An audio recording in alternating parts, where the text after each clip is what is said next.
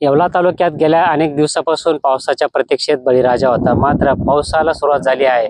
मात्र या पावसामुळे अक्षरशः एक शेतकऱ्यांनी कोथिंबीरचे पीक घेतलं होतं.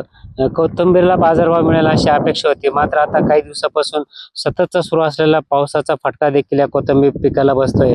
सध्या कोथिंबीर पीक हे कवडीमोल बाजारभावाने विकले जात असल्याने अक्षरशः कोथिंबीर उत्पादक शेतकरी आता अडचणीत सापडले आहे. आपल्यासोबत हेच कोथिंबीर उत्पादक शेतकरी काय सांगाल की काय बाजारभाव मिळतोय? 2 रुपये ते 3 रुपये बाजार भाव मिळतो. त्याचे पैसे बी होत नाही आणि मार्केटला गिराईक बी नाही. तर ते काय करणार? त्याला शेतकरी परेशान होऊन गेला.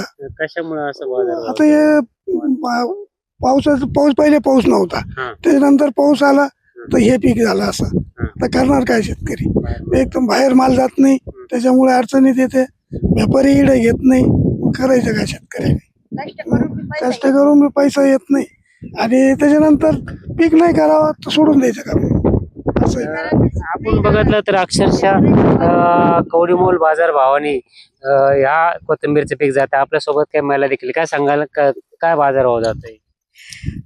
बाजार कधी इतकं स्वस्त जात आहे. शेतकऱ्यांनी एवढं काय करायचं? एवढं औषध पाणी पीक जाऊन बी काही शेतकऱ्यांचं काही होतच नाहीये त्याच्यात. मग शेतकऱ्यांनी एवढ्या बाया मजुरी लावून बी 4 आणि 2 रुपये कमाईचे दिवस आले. ते पाऊस आल्यामुळं सगळ्या पिकांचं नुकसान झाली. 2-3 रुपये तर आम्हाला ती परवडत नाहीये. मग आम्ही काय करायचं? शेतकऱ्यांनी एवढी मजुरी लावून बी एवढं कष्ट करून बी आमच्या हातात काहीच येत नाहीये. पाऊस आल्यामुळे आमची नुकसान झालेली.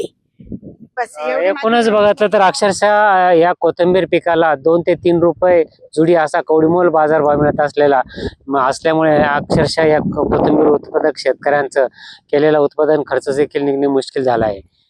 नरेंद्र बाटाव, जय महाराष्ट्र न्यूज, येवला.